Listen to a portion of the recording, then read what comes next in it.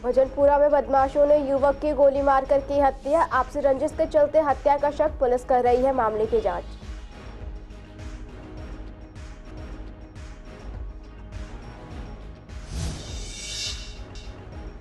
सीलमपुर में DCP office के बाहर लोगों ने किया धरना प्रदर्शन। इलाके में बढ़ रहे क्राइम रेट से लोग नाराज। एडिशनल डीसीपी ने लोगों को दिया आश्वासन।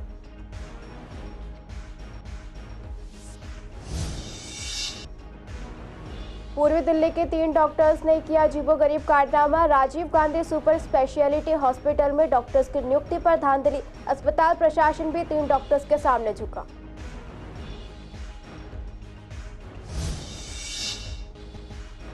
विश्वासनगर के सीवर का ढक्कन दे रहा हादसों को न्योता। धंसे सीवर के ढक्कन के कारण कई बार हो चुके हैं हादसे। स्थानीय लोगों को हो रही है परेशानी।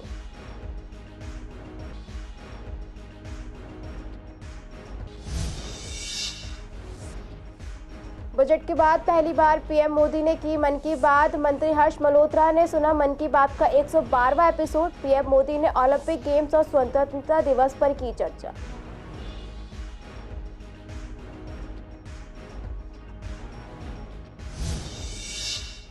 नमस्कार, आप देख रहे हैं सीसीएन लाइव। मैं हूं आपके साथ दुर्गा शर्मा। आप सभी का स्वागत है हमारे खास कार्यक्रम पूर्वी दिल्ली खास में। बुलेटिन की शुरुआत करेंगे कुछ खास खबरों के साथ। उत्तर पूर्वी दिल्ली के भजनपुरा इलाके में 21 साल के युवक की बदमाशों ने गोली मारकर हत्या कर दी। मृतक की पहचान सोहेल के तौर पर हुई है। सोहेल परिवार के साथ नूर ए इलाही इलाके में रहता है और वेल्डिंग का काम करता था। फिलहाल पुलिस ने शव को कब्जे में लेकर पोस्टमार्टम के लिए गुरु तेग बहादुर अस्पताल की मॉर्चरी में रखवा दिया है और हत्या का मुकदमा दर्ज कर जांच शुरू कर दी है। घटनास्थल के आसपास लगी सीसीटीवी फुटेज की जांच की जा रही है और पीड़ित के परिवार से बातचीत भी की जा रही है। आशंका जताई जा रही है कि आपसी रंजिश के चलते सोहेल की हत्या की गई है। क्राइम टीम और फॉरेंसिक टीम ने घटनास्थल का निरीक्षण किया। मौके से खाली कारतूस भी बरामद किए गए हैं। मामले में आगे की जांच की जा रही है। मृतक सोहेल के पिता मोहम्मद सलीम ने बताया कि उनके बेटे को शनिवार रात तकरीबन 8 बजे के आसपास किसी का फोन आया, जिसके बाद सोहेल नोएडा काम पर जाने का कहकर घर से निकल गया। लेकिन रात तकरीबन 11 बजे के आसपास उन्हें पता चला कि नूर ए इलाही पेट्रोल पंप के पास सोहेल की गोली मारकर हत्या कर दी गई है। उसे जगप्रवेश चंद अस्पताल ले जाया गया, जहां डॉक्टरों ने सोहेल को मृत घोषित कर दिया। पठानी का फोन आया तो उन्होंने कहा काला जल्दी आ जाओ, तुम्हारे लड़के की गोली लगी है, बेहोश है। लेकिन मैं यहाँ रो रही थी अस्पताल में, तो मेरे पास जो बैठे थे मरीज वो कह रहे वो सही था तुम्हारा लड़का, यहाँ तक सांस था उसके अंदर। उसे मार के लेके आए, गोली ये लेके उसे बिठा के लेके आए। इन्होंने मुझे आधे घंटे के बाद में फ़ोन करा। जब मैं फ़ोन पे फ़ोन करे गई, उसे मारा गया। अमान की माँ ने मरवा दिया उसे। अदनान नाम के लड़के ने बुलाया था, मैंने उससे बात करी थी। उन्होंने कहा खाला 1-2 घंटे के लिए ले जा रहा हूँ इसे नोएडा, मेरे पैसे चाहिए जहाँ मैं काम करता हूँ। मैंने कहा भैया इसे मत लेके जा। कह रहा नहीं आज ले जा रहा हूँ, फिर नहीं लेके जाऊँगा। इन सब की मिली भगत है, इन्होंने सबने मरवाया उसे। बेटे के साथ ये हुआ जी, एक लड़के का फोन आया था कि इसको मैं नोएडा लेके जा रहा हूँ, माल रख के आ रहे हैं, कल से हम काम शुरू करेंगे वेल्डिंग का जी।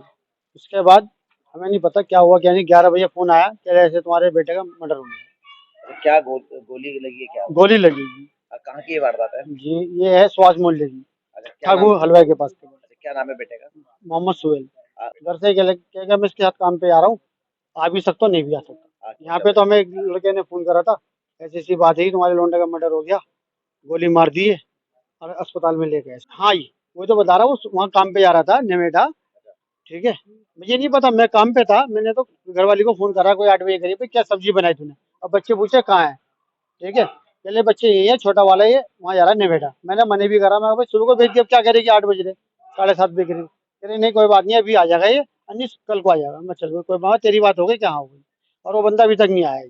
उत्तर पूर्वी दिल्ली में बढ़ते आपराधिक घटनाओं को लेकर लोगों ने सीलमपुर डीसीपी ऑफिस के बाहर धरना प्रदर्शन किया।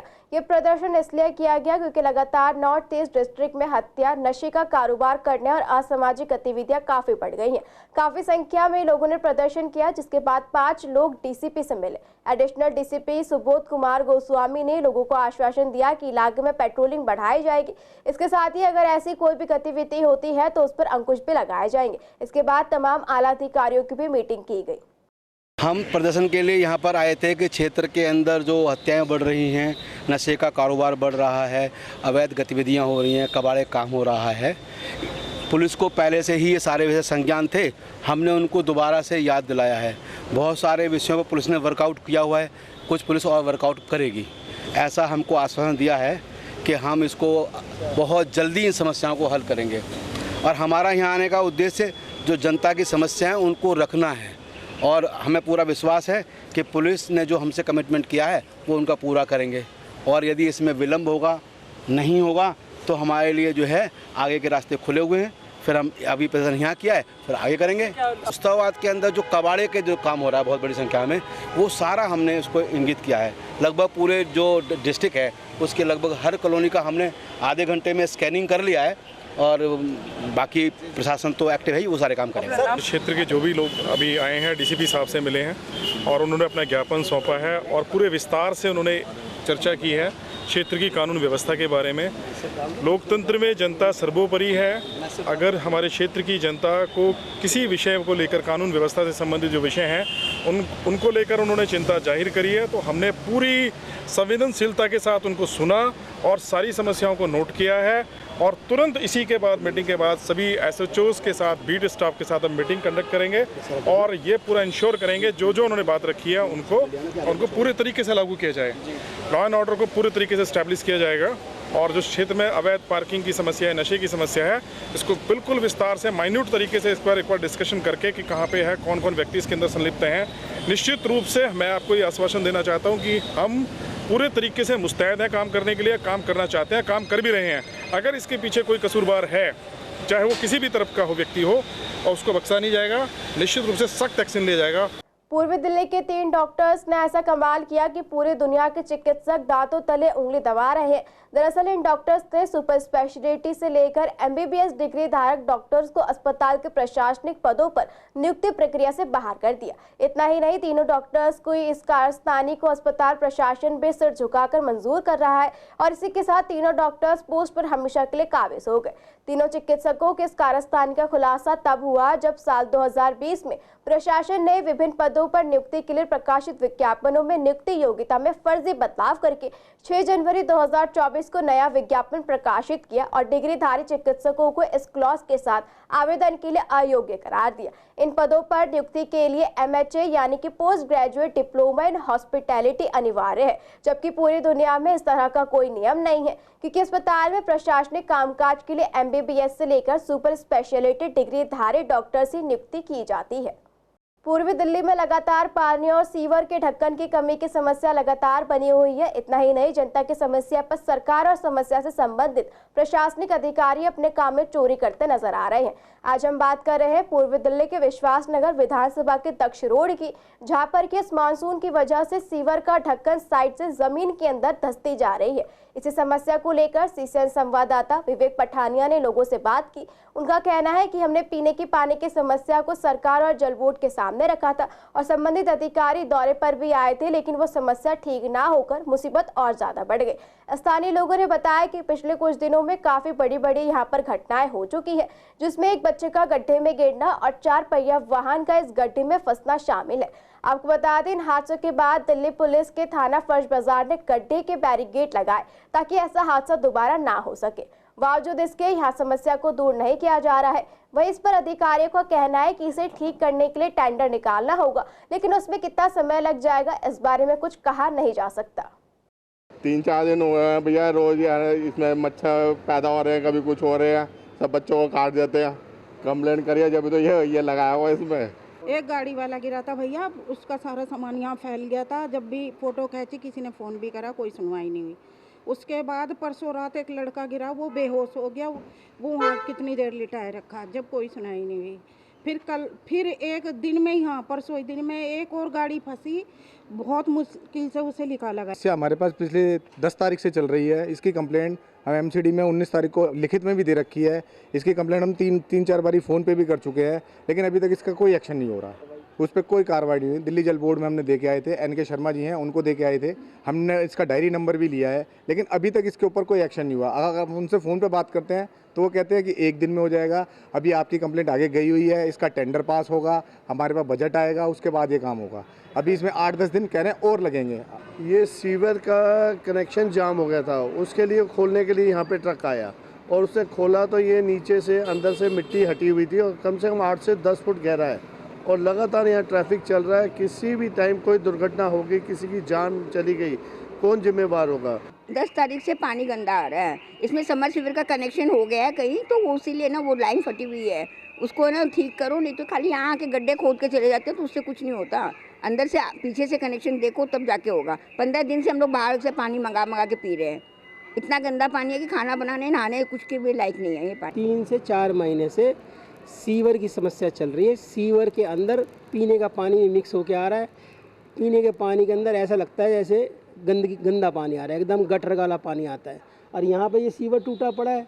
ये चौथे नंबर पे जल बोर्ड वाले आए तो यहाँ पे वो बैरिकेड लगा गए और उसके बाद यहाँ 1-2 बार एक्सीडेंट हो गया, लड़का गिर गया, हाथ पैर टूट गए, खून निकल आया। हाँ, हम लोग कंप्लेन कर दिया, हम लोग कंप्लेन पूरा कर दिया। 1 महीना से कंप्लेन कर रहे हैं, कोई सुनवाई नहीं हो रहा है। पूर्वी दिल्ली को सुंदरता का नज़ारा देने के लिए सरकार हमेशा तमाम काम करती रहती है। जैसे कि हम पिछले कुछ दिनों से पूर्वी दिल्ली का जायज़ा ले रहे हैं। आज हम पहुँचे विश्वास नगर विधानसभा में, जहाँ पे दक्ष रोड के ऊपर एक पुलिस का वेरिफिकेशन, जिसको कहते हैं कि पुलिस हमेशा सुरक्षा करती है, आज उसका जो नमूना है वो आज लोगों को गड्ढे में से गिरने से बचा रहा है। आप देख सकते हैं किस तरह से कि जो सीवर का जो ढक्कन है उसके साइड में कितना बड़ा गड्ढा हो चुका है और ये कुदरती गड्ढा है और मॉनसून का मौसम है।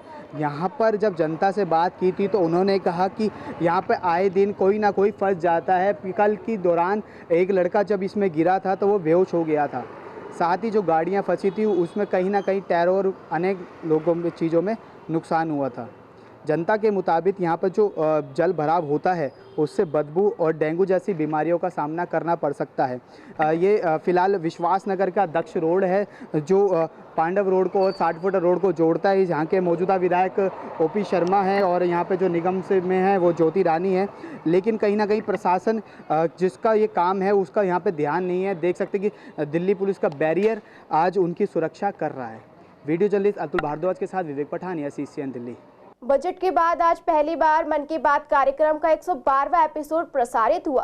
पीएम मोदी ने Paris Olympic, maths Olympiad, Assam Moidam, tiger day, वनों के संरक्षण और स्वतंत्रता दिवस पर बात की। पूर्वी दिल्ली के भोलानाथ नगर स्थित गीता भवन में पूर्वी दिल्ली के संसद में भारत सरकार के राज्य मंत्री हर्ष मल्होत्रा ने अपने संसदीय क्षेत्र में मन की बात का 112वां एपिसोड सुना। इसी को लेकर CCN संवाददाता ने हर्ष मल्होत्रा से बात की। उन्होंने बताया कि आज प्रधानमंत्री ने देश में शिक्षा और ओलंपिक में जीते बच्चों से फोन पर बात की। साथ ही उन्होंने हाथीकृति को बढ़ावा देने के लिए भी बात की, महिला को भी आगे लाने की बात कही। वही जिला अध्यक्ष शारदा संजय गोयल ने भी कहा कि मन की बात राजनीतिक कार्यक्रम नहीं होता है, इसमें देश की प्रगति और देश में हो रहे विभिन्न कार्य माननीय प्रधानमंत्री नरेंद्र मोदी रेडियो के माध्यम से जनता के बीच रखते हैं। हमारा एक देश या हमारे प्रधानमंत्री एक ऐसे प्रधानमंत्री हैं जो हर महीने देशवासियों से अपने मन की बात करते हैं। और आपने देखा होगा बहुत छोटी छोटी बातें होती हैं, पर्यावरण को लेकर के है। अगर कल टाइगर डे है तो आज हम इस बात का गर्व है कि हमारे प्रधानमंत्री पर्यावरण और जो हमारे टाइगर्स हैं या बाकी वन्य जीव हैं उनकी सुरक्षा की भी चिंता करते हैं, जिसके कारण से आज पूरे विश्व के 3/4 ऑफ द टाइगर्स भारत के हैं और उनका संरक्षण होता है। ऐसी छोटी छोटी बातें जो ओलंपियाड में बच्चे ऊपर के 10 में या 12 में रैंक में आए हैं, उन बच्चों को बात करके उनको उत्साहवर्धन करना और बाकी देश के बच्चों को प्रेरणा देना कि आपको भी ये काम करना है। तो प्रधानमंत्री जी की बहुत देशवासियों के प्रति छोटी छोटी बातों को लेकर के जो चिंता है उसका परिणाम है मन की बात। और जैसे हमें पर्यावरण का ध्यान रखना है, एक पेड़ माँ के नाम, बाघों की संख्या को लेकर बताया 70% पूरे विश्व के बाघ हमारे देश के अंदर है। जिस तरह से खादी के विषय में उन्होंने बताया, हैंडलूम के विषय में बताया, खादी की जो सेल है वो लगभग 1.5 लाख करोड़ रुपये से ऊपर तक पहुंच गई है। जैसे मन की बात में माननीय मोदी जी ने कहा कि क्योंकि 15 अगस्त आज़ादी का दिन है तो इसीलिए हम सब अपने हर घर तिरंगा ये लगाएं और उसकी सोशल मीडिया पर उसको भेजें और उसको शेयर करें, जिससे कि पूरा देश अपनी आज़ादी के महोत्सव को बड़े अच्छे से मनाए। अनेकों अनेक विषयों पर उन्होंने बात की। तो जैसा हम समझते हैं कि मोदी जी ने कलाकृतियों के विषय में बताया किस तरह से हमारे फ्लाईओवर्स के नीचे आपके या जो टनल्स हैं उसमें हमारे जो देश के प्रतिभाशाली हमारे कलाकार हैं कलाकृति बना सकते हैं, उनको उन्होंने कहा कि आइए और आप बनाइए।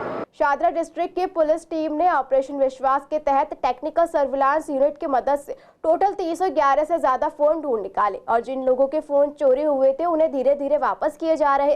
इससे पहले 211 फोन लोगों को वापस किए जा चुके हैं। इस पूरे ऑपरेशन विश्वास में एएसआई दीपक, हेड कांस्टेबल गगनदीप, मनोज, तेजवीर पूरे ऑपरेशन में शामिल रहे और थाने की टीम के साथ मिलकर इन सभी फोनों को सर्च कर रिकवर की।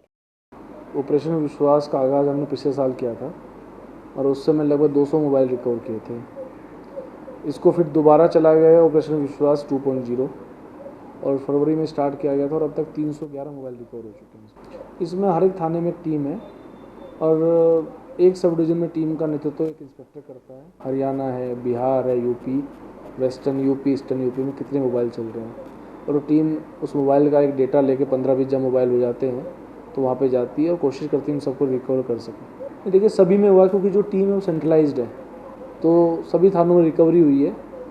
तो ऐसा नहीं है क्योंकि टीम तो सीधा अंडर मेरे ही काम कर रही है, उसमें सभी अच्छा काम हुआ और काफ़ी इसमें सफलता मिली है। और जैसा कि इसका नाम ही ऑपरेशन विश्वास है, इससे लोगों का भी विश्वास पुलिस में बढ़ा है क्योंकि आज के समय में मोबाइल ज़रूरत से ज़्यादा एक तरह से आपके शरीर का एक अंग ही बन गया है। किसी का मोबाइल जाता है तो उसके साथ उसकी बहुत सारी चीज़ें भी जाती है, तो जब उसे मोबाइल मिलता है तो उसकी खुशी अलग होती है। तो पब्लिक की तरफ से किस तरीके का रिस्पांस आप लोगों को मिल रहा है? बहुत ही अच्छा रिस्पांस। जब उनको मोबाइल दिया जाता है तो उनकी जो खुशी होती है कई बार वो शब्दों में बयान ही नहीं कर पाते। गांधीनगर थाना क्षेत्र के कैलाश नगर में शुक्रवार सुबह जैन मंदिर के शिखर का पत्थर टूटकर एक श्रद्धालु कुणाल पर जा गिरा था। बता दें हादसे में श्रद्धालु कुणाल की मौके पर ही मौत हो गई थी। सीसीएन संवाददाता विवेक पठानिया ने रविवार को भी घटनास्थल का जायजा लिया। आपको बता दें जैन मंदिर में जैन मुनि सुबल सागर महाराज चातुर्मास कर रहे थे। अब हादसे के बाद मंदिर में चल रही कथा को रोक दिया गया है। बता दें हादसे की वजह से मंदिर के आसपास रह रहे लोगों में डर का माहौल बना हुआ है। स्थानीय लोगों ने बताया कि जैन मंदिर को कुछ समय पहले ही ठीक किया गया था। इस मंदिर के आगे खड़ी 4 पहिया वाहन पर भी छत का पत्थर गिरने से उसे नुकसान हुआ।